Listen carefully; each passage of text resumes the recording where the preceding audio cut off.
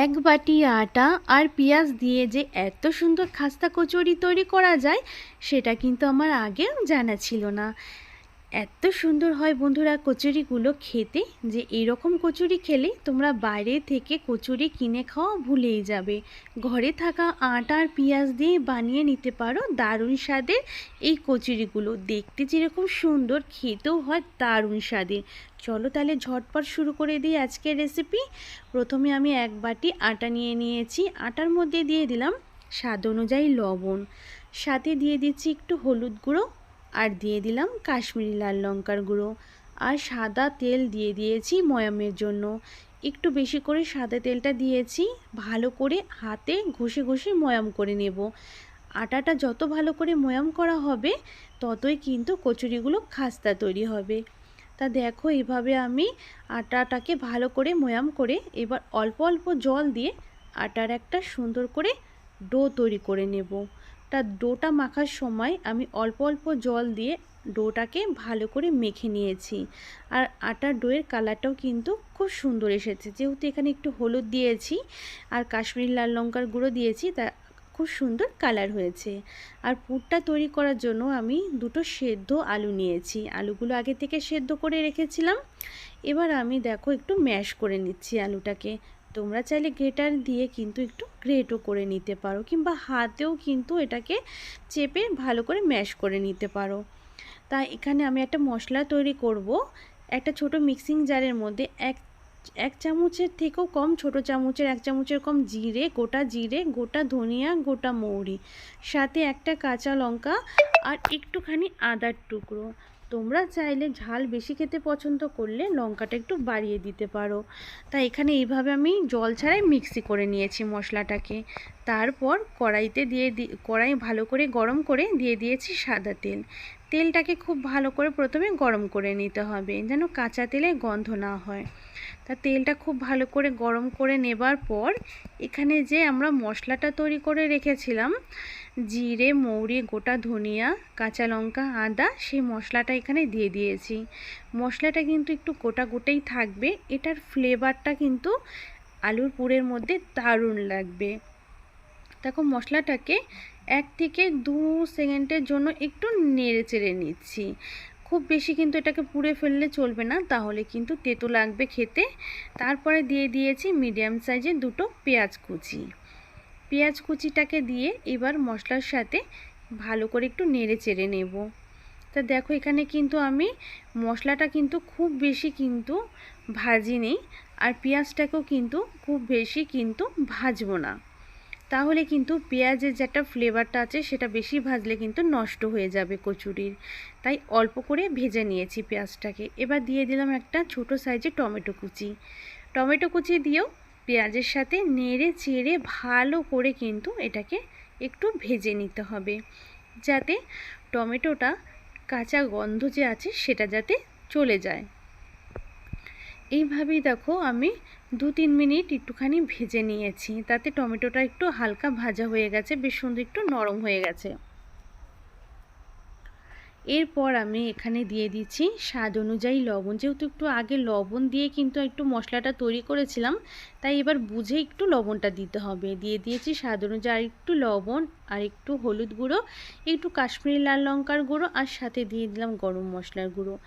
এবার ভালো করে মশলার সাথে পেঁয়াজ টমেটোকে আমি নেড়ে চেড়ে কিন্তু একটু ভেজে নিচ্ছি। ভালো করে কিন্তু আমাদের একটু ভেজে নিতে হবে। তা দেখো মশলার থেকে যখন আমাদের এই মশলা যখন ভালো করে কষানো হবে, সুন্দর একটা গন্ধ আসবে, তারপর বুঝতে হবে যে এখানে আমাদের মশলাটা সুন্দর কষানো হয়ে গেছে। এবার যে আলুটা এখানে সেদ্ধ করে ম্যাশ করে রেখেছিলাম, সেই ম্যাশ করা আলু কিন্তু এখানে দিয়ে দিলাম। এবার খুব ভালো করে কিন্তু মশলার সাথে আলুটাকে নেড়ে চেড়ে মিশিয়ে নিতে হবে, যাতে সমস্ত আলুটার সাথে মশলাটা খুব সুন্দর করে মিশে যায়। তাই খুব ভালো করে আমাদের নেড়ে চেড়ে এটাকে কিন্তু মশলার সাথে কষিয়ে নেব। খুব বেশি তেলে কিন্তু প্রয়োজন পড়ে না এই আলুর পুরটা তৈরি করার জন্য। তা আলুর পুর আমার রেডি হয়ে গেছে, নামিয়ে ঠান্ডা করতে দেব। আর এই দিকে যে আটাটা মেখে রেখেছিলাম সেটার থেকে লেচি করে নিচ্ছি। তার লেচিগুলো কিন্তু যেভাবে আমরা লুচি বা কচুরির লেচি করে থাকি ঠিক সেই সাইজেরই এখানে কিন্তু আমি লেচিগুলো বানিয়ে নিচ্ছি। সন্ধ্যের টিফিন হোক, সকাল হোক আর বিকাল হোক, যখনই কিছু মুখরোচক খেতে ইচ্ছে করবে, মন চাইবে নতুন ধরনের কিছু বানিয়ে নিতে পারবে এই আলু আর পেঁয়াজে মানে আটা পেঁয়াজের খাস্তা কচুরি।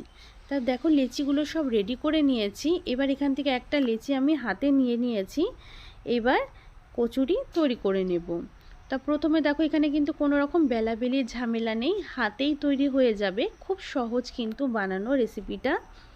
তাই এখানে দেখো হাতে কিন্তু একটুখানি লুচির মতন বানিয়ে নিয়েছি। আর মাঝখানটা একটুখানি বেশ সুন্দর একটু হালকা গর্ত মতন করে নিতে হবে, যাতে এখানে আমরা আলুর পুরটা দিতে পারি। তা খুব সুন্দর করে দেখো এখানে আমি বানিয়ে নিয়েছি হাতেই। এবার আলুর পুরটা খুব সুন্দর ঠান্ডা হয়ে গেছে। এখান থেকে আমি আলুর পুর চামচ দিয়ে ভালো করে নিয়ে নিয়েছি। এবার কিন্তু আস্তে আস্তে কিন্তু আমাদের দেখো এই সাইডগুলোকে একটু টেনে বড় করে নিয়ে পুরো মুখটা কিন্তু আমাদের সিল করে দিতে হবে। তা দেখো আমি কিন্তু ঠিক এইভাবেই কিন্তু সব মুখগুলোকে একসাথে কিন্তু হাতে করে সিল করে নিচ্ছি। ভালো করে কিন্তু একটু চেপে নিতে হবে, যাতে আলুর পুরটা বাইরে না বেরিয়ে আসে। তো দেখো কত সহজেই একটা কচুরি কিন্তু আমাদের রেডি হয়ে গেল। আর বানানোও কিন্তু ভীষণই সহজ, কোনো রকম বেলির কোনো রকম ঝামেলা কিন্তু নেই। খুব সহজে চট জলদি কিন্তু এগুলো বানিয়ে নেওয়া যায়। আর বানানোও কিন্তু বন্ধুরা ভীষণই সহজ। আর কত সুন্দর লাগছে এখনই দেখতে কচুরিটাকে। হাত দিয়ে একটুখানি শেপ দিয়ে নেবে, তাহলে কত সুন্দর একটা গোল শেপের কচুরি রেডি হয়ে গেল। তোমাদের বোঝার সুবিধার্থে দেখো আমি আরও একটা তৈরি করে দেখাচ্ছি। আমি হাত দিয়ে কিন্তু এটাকে দেখো দু হাত দিয়ে টেনে টেনে একটু বড় করে নিচ্ছি লুচির টাইপের। দেখো কত সহজে, যেহেতু আটা দিয়ে তৈরি করা তাই খুব সহজে তৈরি হয়ে যায়, কোনো রকম ঝামেলা নেই। দেখো এবার আবার মাঝখানে আবার দিয়ে দেব আলুর পুর। আলুর পুরটা যত বেশি করে দেবে কচুরিগুলো খেতে কিন্তু ততটাই ভালো লাগবে।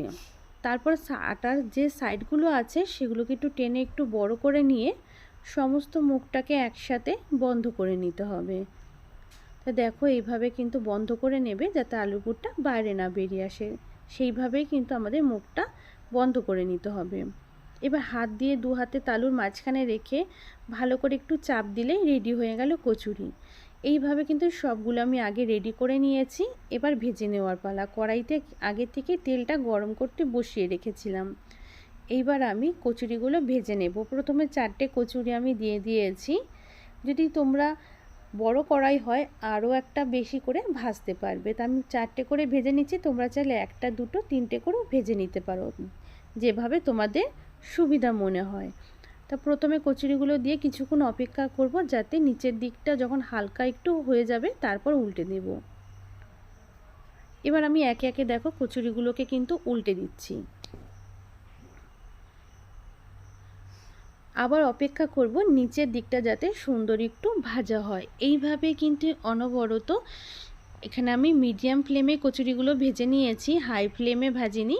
হাই ফ্লেমে ভাজলে কি হবে, তাড়াতাড়ি রং চলে আসবে আর কচুরিগুলো ঠিকঠাক ভাজা হবে না এবং একটু মুচমুচে বা খাস্তা তৈরি হবে না। তাই মিডিয়াম ফ্লেমে রেখেই কচুরিগুলোকে কিন্তু ভেজে নিতে হবে। আর কচুরিগুলো তেলে যখনই পড়বে ভাজার সময় দেবে কতটা ফুলে যাবে। আর এইভাবেই দেখো আমি মিডিয়াম ফ্লেমে এগুলোকে একদম মুচমুচে খাস্তা করে ভেজে নিয়েছি। বাকি কচুরিগুলো কিন্তু একইভাবে ভেজে নেওয়ার পর সবগুলো আমি দেখো প্লেটে সার্ভ করে নিয়েছি। আর কচুরিগুলো দেখে বুঝতেই পারছো যে এটা কতটা খাস্তা হয়েছে। ভীষণই কিন্তু খাস্তা হয়েছে কচুরিগুলো। আর দেখো দু সাইড থেকে কত সুন্দর ভাজা হয়েছে।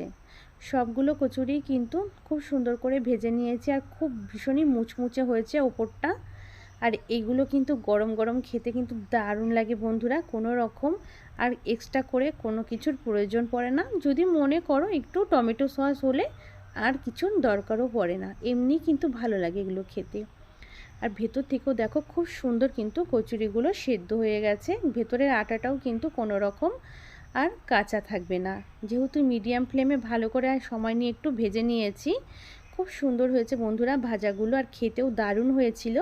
তাই অবশ্যই ঘরে থাকা আটা আর পেঁয়াজ দিয়ে বানিয়ে নাও দারুণ স্বাদের এই কচুরিগুলো। কচুরির রেসিপিটা কেমন লেগেছে অবশ্যই আমাকে জানাবে। যদি ভালো লাগে প্লিজ একটা লাইক করে দিও রেসিপিটা নিজেদের বন্ধু ফ্যামিলি বন্ধুর মাঝে একটু বেশি করে শেয়ার করে দিও। আর তোমাদের কাছে সত্যিই ভালো লেগেছে না খারাপ লেগেছে অবশ্যই কমেন্ট করে জানাবে। তোমাদের কমেন্ট পড়তে খুব ভালো লাগে।